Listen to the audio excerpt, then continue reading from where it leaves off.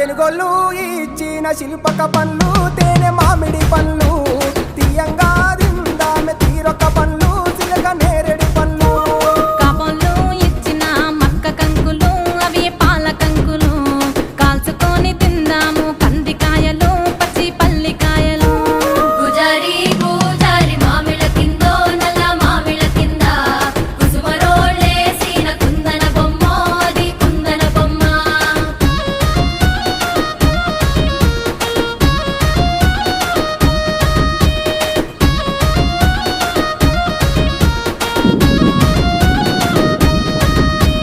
బెస్తోలు పెట్టిన పచ్చి చేపలు అవి వట్టి చేపలు